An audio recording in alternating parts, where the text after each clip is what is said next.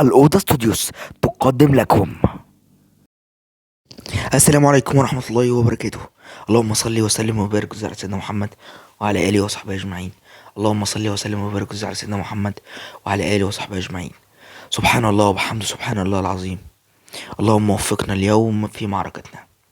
بسم الله الرحمن الرحيم. والبروفة الأخيرة خلاص خلاص خلاص. ساعات بعد نزول الفيديو بتتكلم في ساعات قليلة جدا على معركة معركة أرتا سولار. ماتش قوي جدا، مباراة مفيش مجال، مباراة إنقاذ الموسم. وهقول لكم التوقع بتاعي في الآخر. مباراة تعويض كل شيء. النهارده لو كسبنا الماتش ده يبقى هناخد البطولة. أنا بقول لكم الزمالك لو قدر إنه يكسب النهارده ياخد البطولة وبأريحية. نكمل تاني. يعني أنا من وجهة نظري إن النهارده أهم شيء، أهم مباراة، أهم معركة إنقاذ الموسم بصراحة. وهنقول في آخر الفيديو توقعي للماتش عشان برضو أبقى مديكوا الصورة كاملة. نكمل. النهارده عايزين هنتكلم في 4 5 جزئيات مش هنخرج عنهم.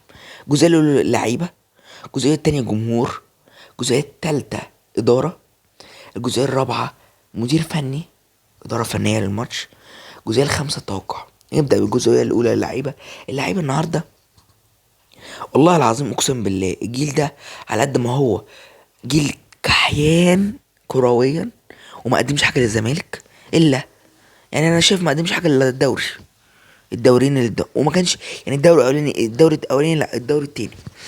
يعني الجيل ده يعني انت بتتكلم اصلا الجيل ده ايه؟ انت اصلا ما فيهوش الا 4 5 من اللي خدوا الدوري اصلا، فاهم قصدي؟ نتكلم ازاي؟ نقول الجيل ده كحيان كرويا.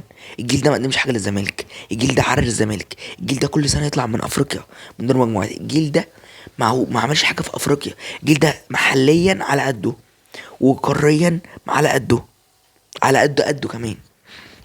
كاس مصر تطلع من قدام بيراميدز، كل حاجه السوبر تخسر قدام الاهلي. اتكلم بصراحه. فانت كل ده برضو بيصب في مصلحتك. ماشي، يبقى لعيبه انا منتظر منك ان النهارده ما استرجلتش النهارده. مش هرحمكم، مش هحلكم. كل ماتش هطلع اجلد فيكم لان انتوا متوفر لكم لبن العصفور. معلش بقى. فزي ما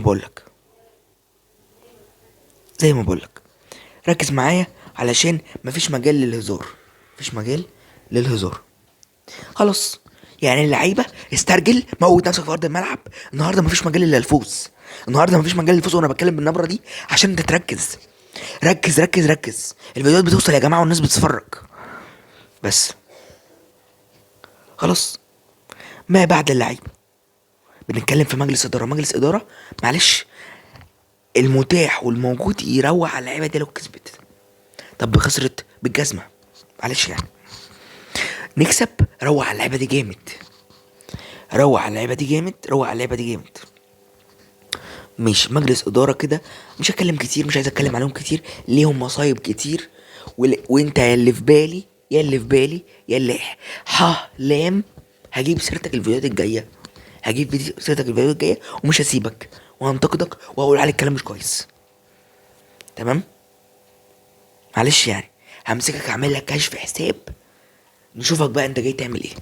خلاص كده اتكلمنا في اول جزئيتين. يبقى لعيبه تسترجل وتعمل اللي عليها، تحاول ان هي تقاتل في كل كوره، ما تستهونش بالماتش. الماتش ده مش هنستهون بيه. اما مجلس اداره يتجدعن جدا. طب ماشي. الجزء التالت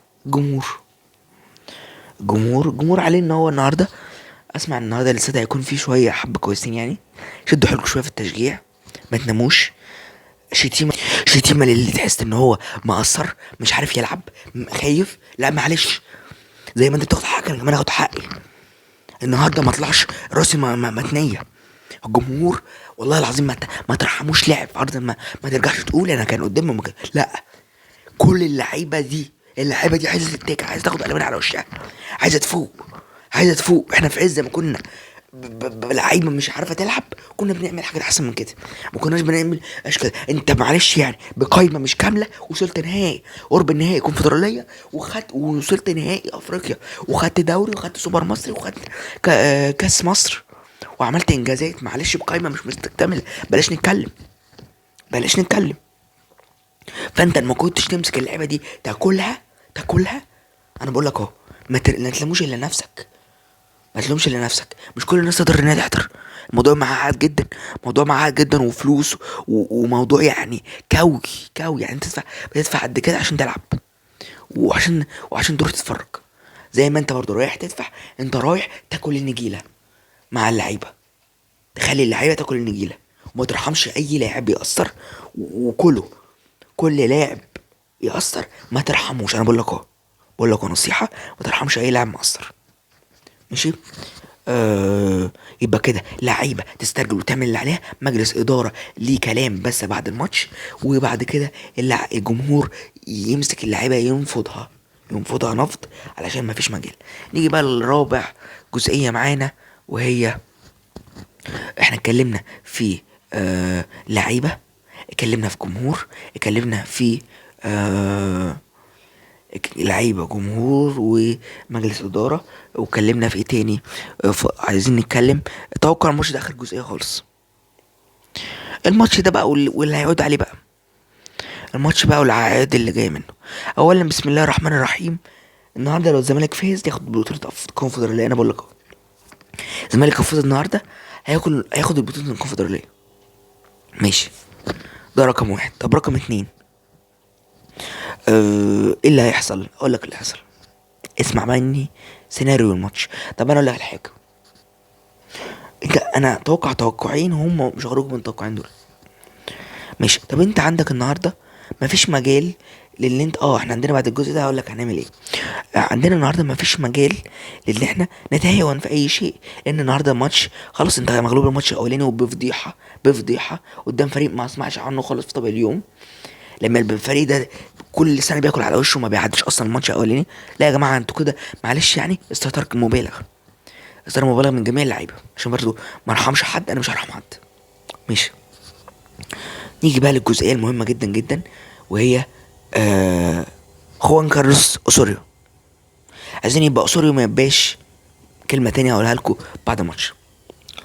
ماشي. اوسوريو النهارده اعتقد هيبقى في روتيشن قوي جدا. محمود علاء مش داخل القايمه، في لعيبه كتير دخلت وفي لعيبه خرجت. فتوح دخل، وعندك سيف الدين الجزيري دخل بعد طبعا حوارات عملها.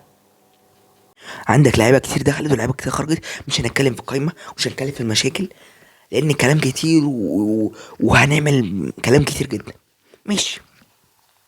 يبقى انت عندك اوسوريو النهارده، ركز جدا بالله عليك. عايز بص للصراحه، الماتش ده انا بقول لك هو من وجهه نظري محتاج عواد اللي يقف في الماتش ده، محطوط اصلا بينين زي ما خدت بالك. النهارده في 5 6 لعيبه انا متوقع منهم هيعملوا فرق. اقول لك مين هم.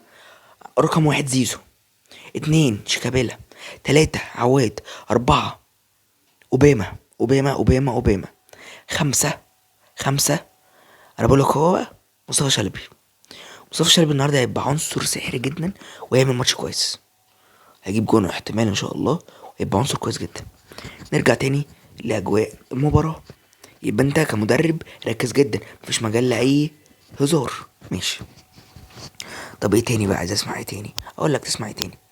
عندك بقى انت بتتكلم في حوالي دلوقتي، بتتكلم في لازم تركز. مفيش مجال لاي، والله ما في مجال لاي خساره او هزيمه او كده. عندك جميع المعطيات بتقول ان انت تركز، مفيش مجال لاي تضييع فرص. ماشي. يبقى احنا كلمنا كل الجزئيات، وكلمنا المدرب. ربنا يعينك، ركز يا حبيبي، ركز يا بابا. مفيش مجال. النهارده يوم الابطال، فرحوا الناس محتاجه فرحه. اقسم بالله الوضع صعب قوي في كل شيء، والله الوضع صعب قوي في كل شيء. فرحوا الناس، بالله عليكم تتقوا ربنا. لو استحضرت دلوقتي في الفيديو ما تنساش تطلع النبي، اللهم صل وسلم وبارك على سيدنا محمد. اللهم صل وسلم وبارك على سيدنا محمد. ماشي. مش نرجع بقى اخر جزئيه معانا، وهي التوقع. اتقوا ربنا واعملوا اللي عليكم. انا عارف ان انتوا رجاله وهتعملوا اللي عليكم ان شاء الله. توقع الماتش ده يعني بص، هو بعد ده كله انا اقول لك النتيجه. انا عندي توقعين بس، مش هقول لك توقع واحد. التوقع التاني توقع مش حلو. توقع، بص انا عندي، انا اتوقع يعني ممكن اتوقع الزمالك يكسب، بس ما يكسبش ان هو كسبان اللي هو يأهلك، كسبان عادي تستقبل جول. بس انا اقول لك بقى اللي هيحصل. انا حلمت ان احنا تعادلنا، بس انا ما اتوقعش كده. انا اقول لك بقى التوقع بقى الحقيقي من وجهة نظري. الزمالك باذن الله باذن الله باذن الله باذن الله باذن الله الزمالك هيفوز نتيجة كويسة ان شاء الله، وهيتأهل. وباذن الله الزمالك بطل الكونفدرالية السنة دي. عايز تسمع بقى مني؟ اسمع مني. الزمالك هيفوز وهيتأهل، والزمالك بمشيئة الرحمن بطل الكونفدرالية السنة دي. تمام. مالكش دعوة بالاسماء اللي موجودة معاك في الكونفدرالية والمنافسين. الزمالك بطل الكونفدرالية، الزمالك ان شاء الله بطل الكونفدرالية، بطل سوبر افريقي، بطل ان هو ممكن يخش افريقيا السنة الجاية يعمل فيها ده كويس. اللعبة دي محتاجة تكسب بطولة افريقية علشان تبدأ تفوق. اسمع مني بقى، اسمع مني. الزمالك بطل الكونفدرالية بإذن الله مشيئة الرحمن. ما تنساش تشترك في القناة وتفعل زر الجرس عشان يوصلك كل جديد، وتعمل لايك جميل وكومنت ظريف. اللهم صل وسلم وبارك على سيدنا محمد وعلى اله وصحبه اجمعين. السلام عليكم.